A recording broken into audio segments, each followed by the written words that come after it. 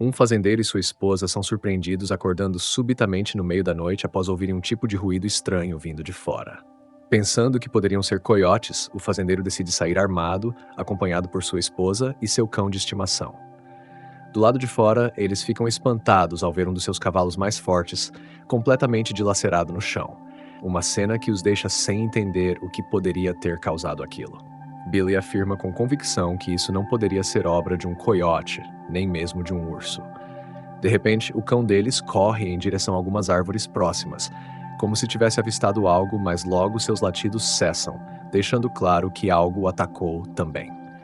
Em seguida, com o som de passos pesados se aproximando, Billy e sua esposa Ethel correm de volta para casa. Justo quando acham que o que quer que esteja lá fora foi embora, veem sua sombra e percebem que a criatura está logo do lado de fora. O casal pode ouvir a criatura grunhindo de forma ameaçadora, o que os faz decidir esperar enquanto parece que o monstro. Eles saem, mas ficam tomados de grande temor ao ver as enormes pegadas que a criatura deixou para trás. Na manhã seguinte, uma dupla de homens é vista se dirigindo a uma cidade chamada Flatwoods. Eles param em um posto de gasolina e um deles é visto comprando alguns suprimentos.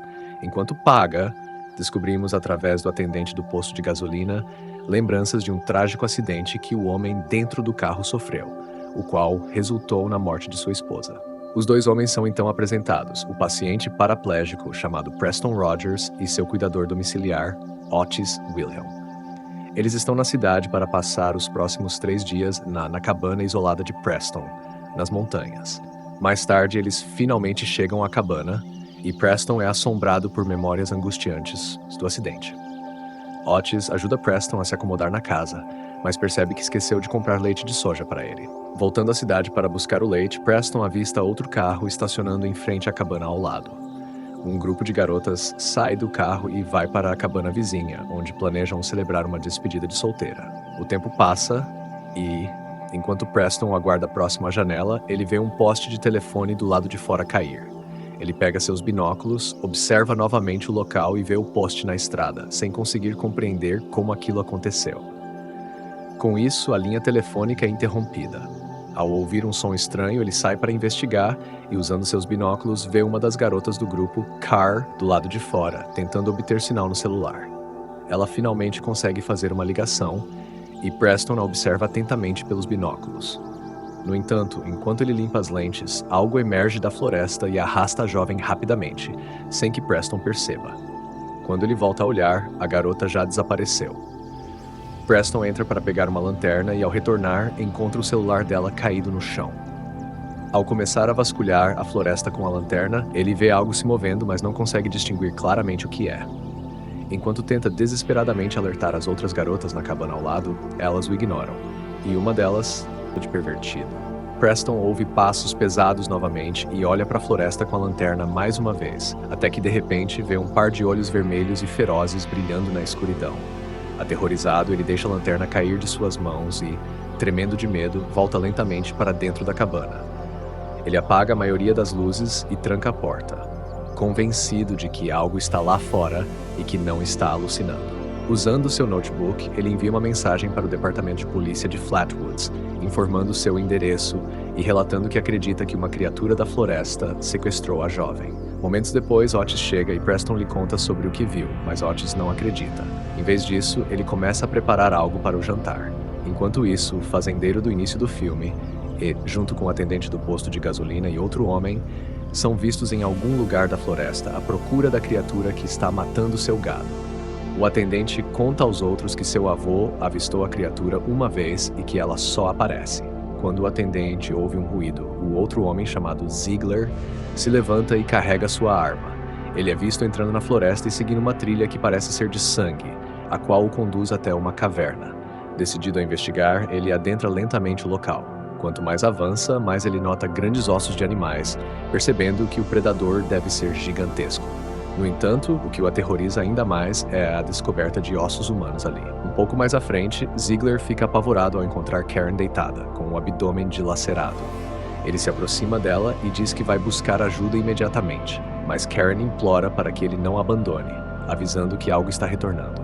De repente, a criatura reaparece e arrasta Karen ainda mais para dentro da caverna. Aterrorizado, Ziegler consegue voltar ao grupo e alertá-los.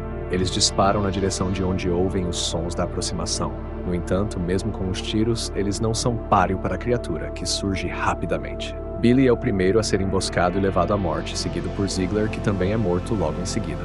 Após alguns momentos de um silêncio aterrador, o atendente do posto De volta à cabana, Preston consegue enviar uma mensagem usando o celular de Karen para alertar as garotas, que entram em pânico.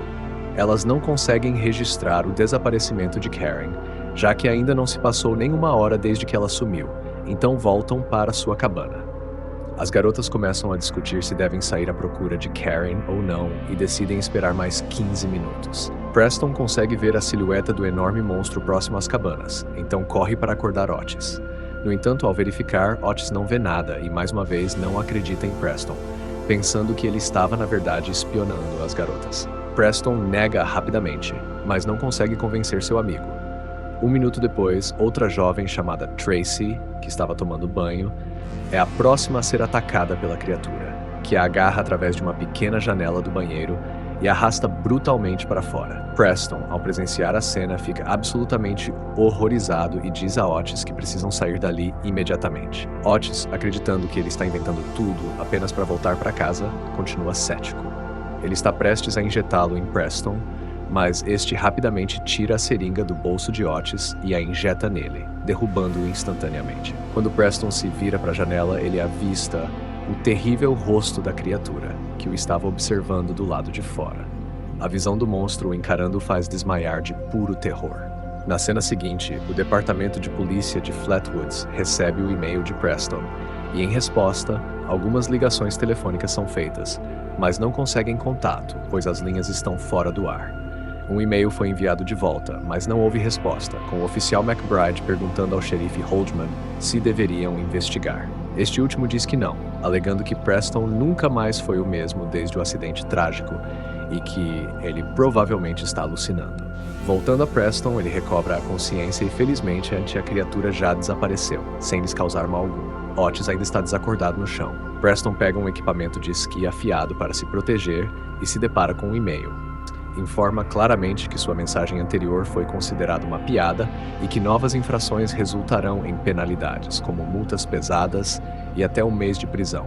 Quanto às 3 garotas restantes, elas ficam apavoradas ao descobrir que o banheiro está completamente coberto de sangue e repleto de pedaços de vidro quebrado. Preston, ao perceber que a criatura está novamente perto da cabana das garotas e pronta para continuar a matança, quebra o vidro de sua janela e grita na tentativa de alertá-las, mas é ouvido apenas pelo monstro, que segue em direção à cabana delas. Preston consegue enviar outra mensagem para o celular das garotas, pedindo que baixem a música alta para que possam ouvi-lo.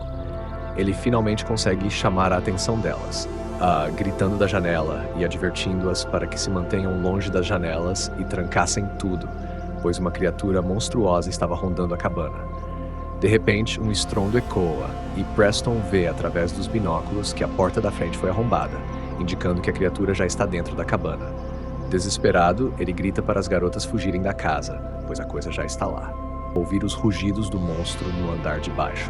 Depois de trancarem a porta do quarto, elas pensam que estão a salvo. No entanto, a criatura, com seus 3 metros de altura, arrebenta o piso de baixo para cima e arrasta uma das mulheres para o andar inferior, dilacerando-a com mordidas ferozes. Preston, horrorizado ao testemunhar essa cena, grita para as outras se esconderem.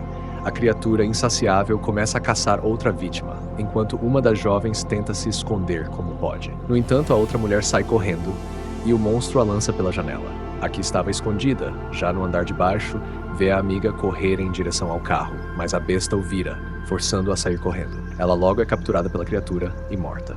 A jovem que foi arremessada pela janela se levanta e, percebendo que nada pode fazer para ajudar, foge em desespero até a cabana de Preston. Ela se chama Amanda e está em estado de choque. Para acalmá-la, Preston começa a contar sobre o trágico acidente que sofreu. Descobrimos que cerca de 6 meses atrás, ele e sua esposa estavam em uma de suas escaladas rotineiras na Rocha da Morte quando os cabos de sustentação romperam. Como consequência, sua esposa despencou cerca de 300 metros, resultando em sua morte. Preston sobreviveu, mas carrega a lembrança trágica em suas pernas paralisadas. Determinado a sobreviver a esse ataque, também, Preston decide preparar uma armadilha para a criatura. Ele instrui Amanda a enviar outro e-mail ao departamento de polícia de Flatwoods, mas pede para que ela não mencione nada sobre o monstro. A energia se apaga bem quando Amanda está prestes a enviar o e-mail. Preston diz a ela para pegar o equipamento de escalada. Amanda também traz um machado para sua proteção e avisa Preston de que a criatura está bem do lado de fora da porta da frente. Com isso, Preston diz para ela colocar o arnês de escalada para que possa deslizar pela corda da varanda dos fundos da cabana, depois dele. Amanda ajuda Preston a descer primeiro, e assim que ele chega ao solo, ela ouve o estrondo da porta sendo arrombada pela criatura que entra na casa para pegá-la. Amanda então se apressa e, após prender a corda Preston ajuda Amanda a descer, mas de repente começa a subir novamente.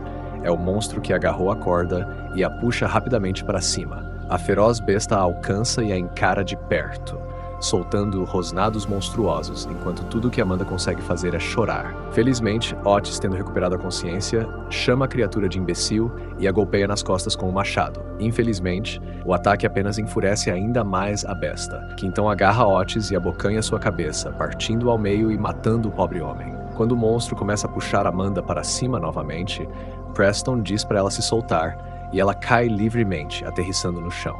A dupla, de alguma forma, consegue entrar no carro de Otis e, com Amanda ligando o motor, eles encontram o monstro bem atrás, levantando o veículo e impedindo sua fuga. Em seguida, quando a criatura solta o carro, Amanda acelera bruscamente, mas acaba colidindo com uma árvore à frente. O acidente faz com que Amanda voe pelo para-brisa e caia no chão, enquanto Preston ainda está dentro do carro. Sem saber o que fazer, Preston buzina, assustando o monstro por um momento, mas logo esse medo se transforma em raiva e ele começa a correr em direção ao carro. Preston coloca o veículo em marcha ré e avança contra a criatura, colidindo com ela e a pressionando contra uma árvore. O machado que Otis havia cravado nas costas da besta a empala na árvore, prendendo-a ali. Preston rasteja até Amanda, que recobra a consciência, e juntos eles abandonam o local, esperando que a criatura esteja morta. Ao chegarem na estrada, eles são encontrados pelo oficial McBride, que chama uma ambulância para eles. Momentos depois, quando o xerife Halderman também aparece, decide verificar a floresta com seus oficiais. No entanto, ao chegarem à localização do carro, ele é encontrado batido contra a árvore, mas nenhum monstro é avistado. Os policiais começam a procurar ao redor e, de repente, ouvem um som de estalo. O xerife, inicialmente, não se importa com tais barulhos, mesmo com os outros policiais mostrando medo. Quando escutam o barulho novamente, mais forte, todos se viram e, ao olharem para o outro lado, veem inúmeros olhos brilhantes vermelhos na escuridão, atrás das árvores, rosnando para eles, indicando que o pé grande não está sozinho.